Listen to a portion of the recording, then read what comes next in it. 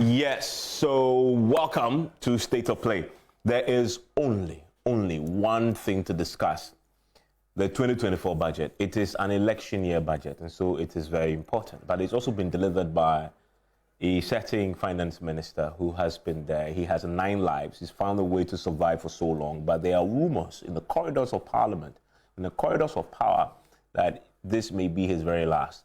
And when they say that, you may think, oh yeah, I mean, next year there's not going to be any budget. There'll be a mid-year budget presentation. True? Yeah, there will be.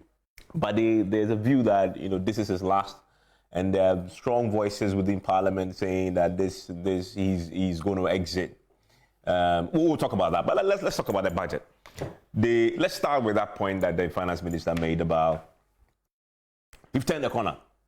He said that the last time, the 2023 budget, he said we are beginning to turn the corner, and now we have turned the corner. So the question to you is, first of all, show us Nkunim. Because your life must reflect, your micro life must reflect the macro, right? Mm-hmm. Have you turned a corner? Oh, where have I gone to? I mean, if I look at my life, I'm not in the same situation. Look, my inflation, my personal inflation, not calculated by the government's way of calculating inflation, is worse. Yes, I mean, let me admit that a few things have improved. Mm-hmm. But you see, what saddens me in all of this, and this is what I want my MPP friends to appreciate. Nobody voted for you to come into office and tell me that inflation of 35.2% is good. But the argument to make is, well, we came from 54. The argument is that you came from where? Came from 54. You promised production, moving away from taxation to production. Now, do you promise a movement from taxation to production and turn around and tell me that, oh, because of COVID-19, and yes, let's say COVID-19 affected us. But by the end of COVID-19, our inflation was not at 54%. So by the end of Russia's invasion of Ukraine, your currency had depreciated so poorly, so badly, that your inflation practically was, skyrocketing every month. So let's not get into this whole thing about, then inflation, but for COVID, no. How many people spent during COVID? So as for inflation, it was the period of 2022 where we saw huge jump in inflation. But that was also because we could not become self-sufficient as we promised. So this is, for me, the most important thing. When the NPP took over power in 2017, they had huge concerns, huge issues with the rate of inflation around 15% at a time. Today, they're telling me that I should accept what? 35%? No. I won't accept it because I demand better. I deserve better. This is not the economy they promised. So this whole thing, we've turned the corner. You're on the face of it, you may say that, from 54 to 35, you're doing well. But you're not buying it. I don't buy it. Because it has not improved. Look, let me be very honest with you. You and I, as we sit here, and this is something I've said on air. I find it very difficult working to my employers to say, increase my salary. Because I know that one of the first things that companies would cut is the advertising budget. Yes. So how do I walk to them and say, increase my salary? No. God being so good, some of us will get some MCing and stuff to do. And you will get something. And you will get something. But how about the people who don't get anything? Today, look at the businesses. They're complaining. They're complaining bitterly. You spoke to them on Newsnight. You spoke to them on PM Express. Well. Are they happy with what they had yesterday? Now, that's where I want to start from. So when you present a budget, it is great to look at the text and the form and the things that were said. But if it doesn't reflect in your pocket, it will be meaningless, right? And one of the ways to reflect in your pocket is not a personal pocket alone, but the business's pocket, the pockets of business across the industry, right? So yesterday, we were asking a question. When the finance minister said, we've turned the corner, he was using a few indicators. He was using inflation, which you dealt with, so I'm not going to go there. But there's something else he said that was interesting. He says, we've turned the corner when companies started going back to the job market to hire workers. So I asked the businesses on my show, and the AGI was on the show, okay, are you hiring? Are your members hiring? They said, no. At best, we are not firing. At best, they are keeping. So they are replacing maybe. So the hiring could be when somebody leaves. Yes. Then you have to replace. But the Chamber of Commerce and Industry, they were emphatic that in many instances, they are letting people go. That this particular assessment done by this indicator isn't true. They are not necessarily, nobody's hiring. So you take their word for it because they hire. So the question, it begs the question, so where did the finance minister, in fact, the CEO of the chamber was challenging the finance minister to bring the evidence. Tell us the numbers that prove, because you see, elsewhere, when finance ministers present the budget and they say that companies are employing, they'll back it up immediately. Oh, yes. With numbers. With numbers. You guys don't say they are employing and then turn around and say, I'll bring But here's the thing. Down the line somewhere in the budget, they then give us a sense of, overall, how many people they've employed in both private and public sector. And I found that very interesting when I saw it. And I don't know if you saw it too. Yes. But the finance says, and this is over the period, right? So over 7 years, right? Over 7 years, we've created over 2.3 million jobs in the private and public sectors, right? Approximately 900,000 in the private sector and 1.4 million in the public sector. Okay. So this is the finance that's telling us that in 7 years, they've created 2.3 million jobs. First question I ask is that enough? Is that something to really celebrate, considering that you have 9 years? Okay, that's the first question you need to ask. Considering how much they've gotten and how many jobs they say they've created, is 2.3 million jobs in 7 years enough? That's the first question. Okay. The second question is, how do you verify this claim? Because they make the point that the private sector, they created 900,000 jobs. Okay. Now, how is the government laying claim to this? What enabling environment have they created for the company to create these 900,000 jobs? And considering that in the last, 2 years, the economic environment has been inimical to business interests as far as jobs and employment is concerned. If anything has happened in the last 2 years, it is the consistent and not a deliberate, but a systematic deconstruction of the conducive environment that was prevailing for businesses to employ. So this 900,000, how can the government lay claim to this? So, by John Online, let's say multimedia is employing people. The government is actually saying that they have created these jobs. So the assumption is that they've created the environment for the job to happen. And the businesses say they actually do not have the environment to employ. So where are the 900,000 jobs coming from? As for the 1.4 million public sector jobs that have been created, me and you know that a lot of that is in what? NAPCO, right? Even the NAPCO ones, and that is why it is important to bring the numbers down, right? So and for me, it's a very fundamental point. If you've created 1.4 million jobs in the public sector, the finance minister should be in a position to give us a breakdown of where these jobs are. Yeah. Where were these jobs created?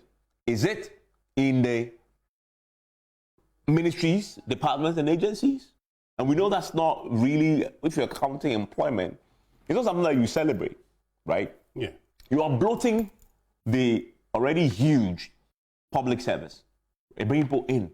And we know that the IMF program has been telling us over the period, each time we go to the IMF, one of the key fundamental things that they'll tell us to do is to rationalize. Look, Evans, let me just help you.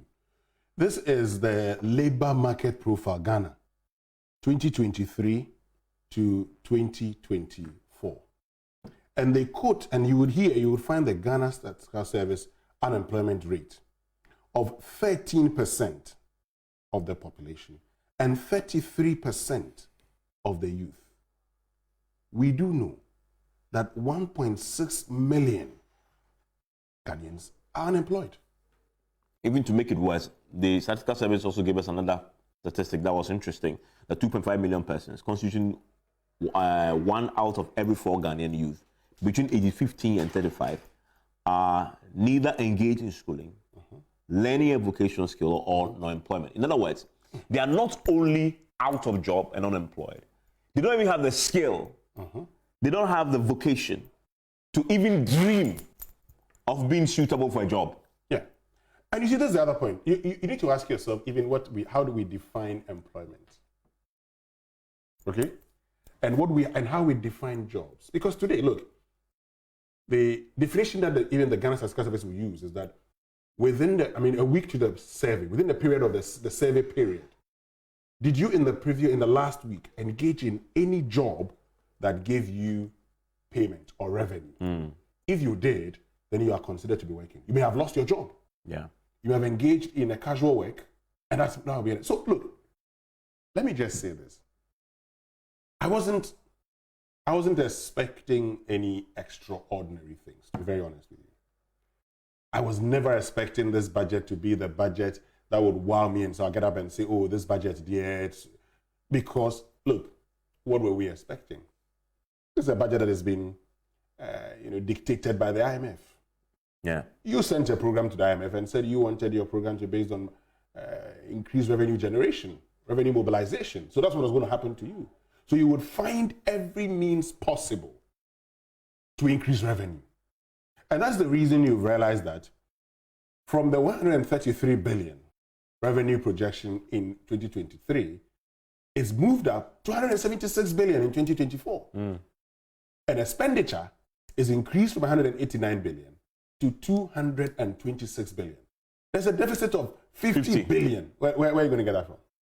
Where are you going to get that from? You're going to continue with the treasury bills, with the domestic market that you're borrowing in left, right, center. Is that what we want to do? And is that look, you remember years ago we were having this conversation about how a lot of our debt was external. And what it meant was that we're creating enough space locally for the banks to lend to the private sector. You remember that conversation?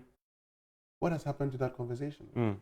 What's happened to that conversation? So this is not the kind of economy you would talk about and say, oh, as for this economy, of course, we run it down. The Tale of Three Countries, that all-important article that compares us to Sri Lanka and Zambia, will tell you that we run everything down, and that's where we are today, and that's our reality. But here's the thing, though, and part of the challenge, I believe, is the IMF itself, right? Because they appear to be giving the finance minister a lot of confidence. Economic diplomacy. They won't tell you you're doing wrong. That's diplomacy. Well, but so the reason why I actually say that is if you read their 6th October press statement after the review of the last review that we did under the program, the fund was clear that the authority's strong policy and reform commitments under the program is bearing fruit and signs of economic stabilization are emerging. Okay. So when a government hears this, they jump on that. But if you actually drill down a bit more, the IMF, which is now running our economy, didn't say that we've turned a corner. The best is that signs of economic stabilization are emerging. And that's true, because the facts tell us. Of course, inflation is dropping, but you made a very valid point. You took us there first. Yes. I mean, so this is something you celebrate, right? So inflation is dropping. Interest rates, not interest rates, the depreciation of the city. Yeah. Depreciation of the city is stabilizing a bit, so you look at that and you say, well, some of the signs show that things are beginning to stabilize, but we are so way off turning the corner. And that for me is my verdict. We are so way off turning the corner. But you see, the danger in saying this is that you actually get people believing that we've turned the corner when you haven't. So that same momentum and energy. So for example, that GRA officer who in the last 2 years has been hounded by his superiors to go and chase revenue, right? Then he hears the finance minister say that we've turned the corner. Where is the energy going to still come from for him to continue pursuing people? The risk is you're going to find people who will begin to throw it. Have you seen the celebration that greeted the finance minister when he went back to his office? Have you seen the videos? No, I haven't seen. Oh, you haven't seen the videos? No, I haven't. Oh, you should see the videos. So, the finance minister, there was a line of finance ministry workers who were giving him a guard of honor. You know what they do in the Premier League, right? Huge line on both sides of the road, right in front of the finance ministry. Give him a guard of honor, cheering him, clapping for him when his motorcade arrived, because he had just returned from the presentation of the budget. And that should tell you something. If you celebrate the presentation of a budget that obviously is being presented in the very challenging circumstances, and you've just pointed out, a budget that is still in significant deficit, which is just what you talk. You have a significant deficit of about 50 billion. 50 billion Ghana, right, in next year.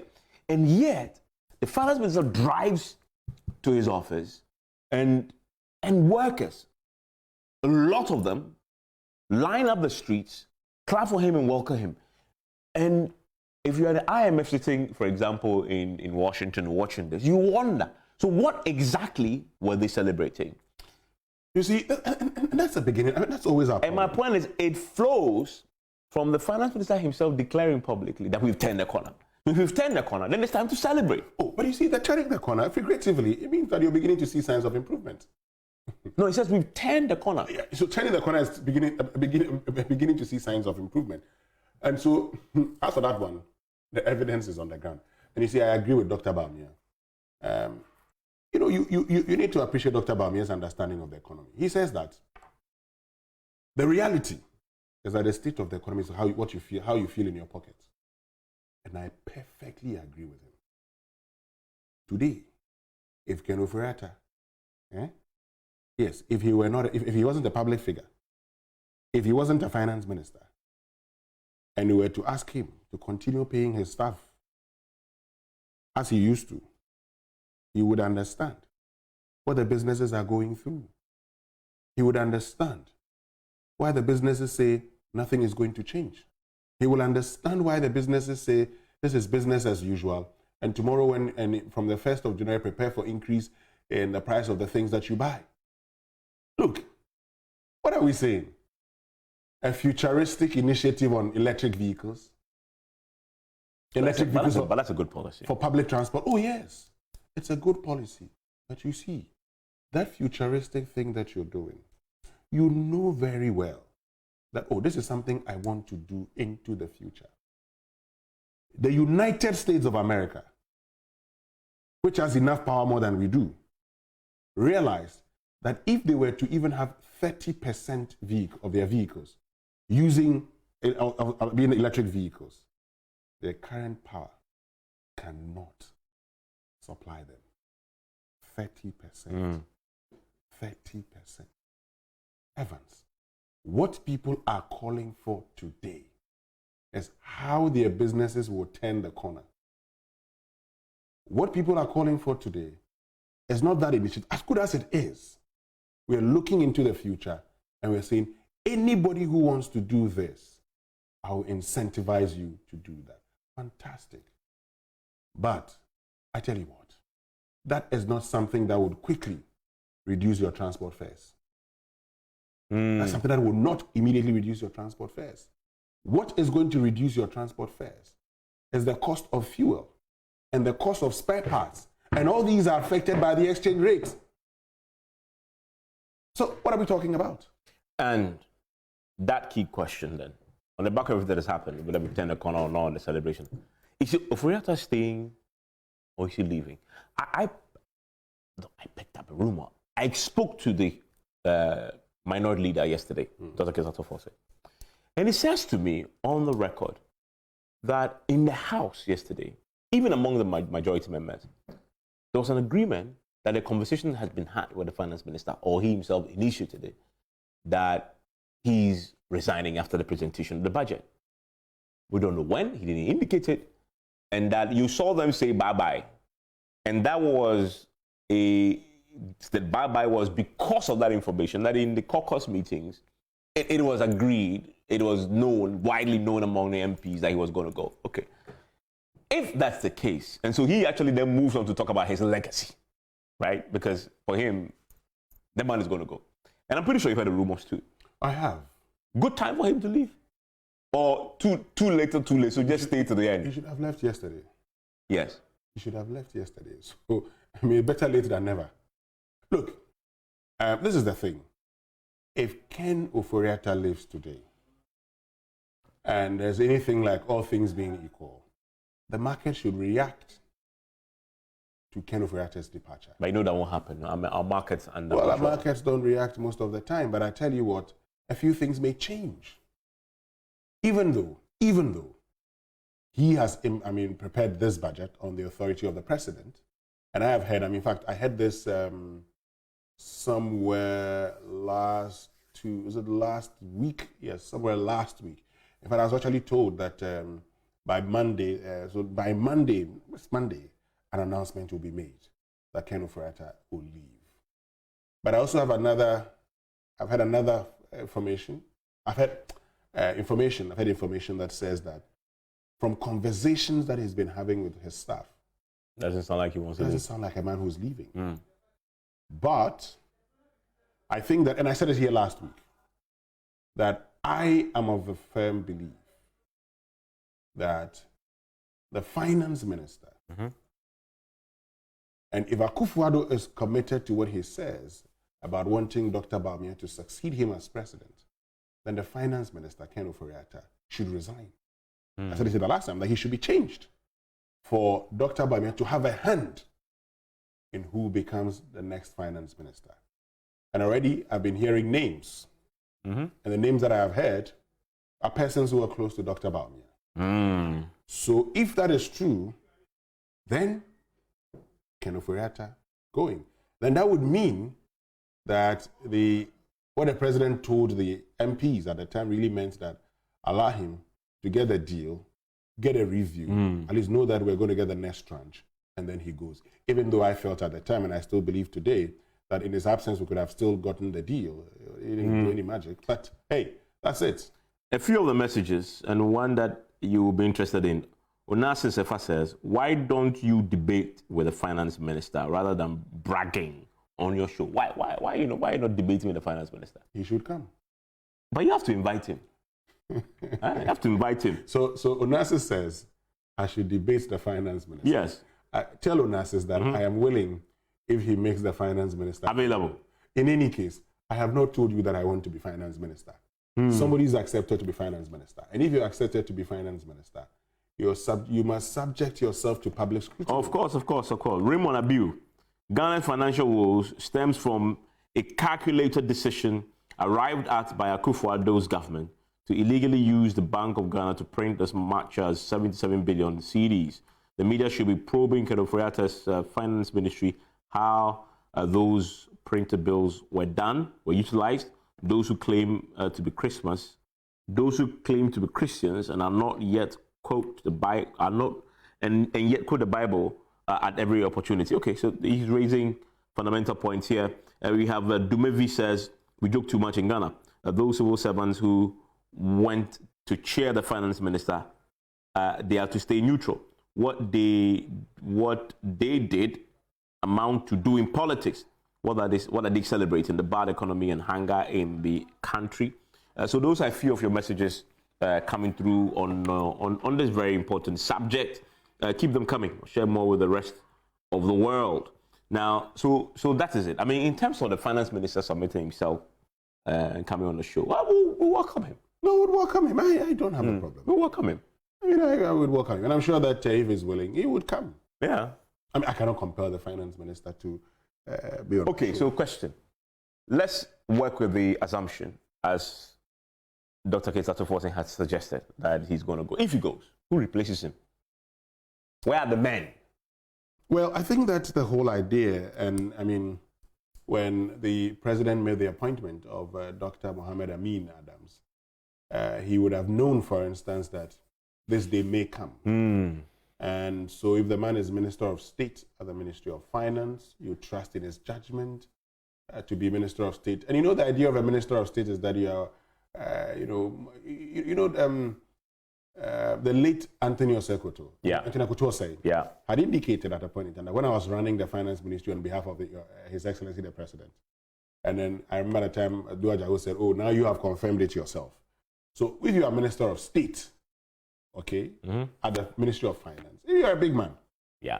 So I think that if, Ken Ofori-Atta is not going to be Finance Minister again, Mohamed Amin Adams should be Finance Minister. That is John Kuma.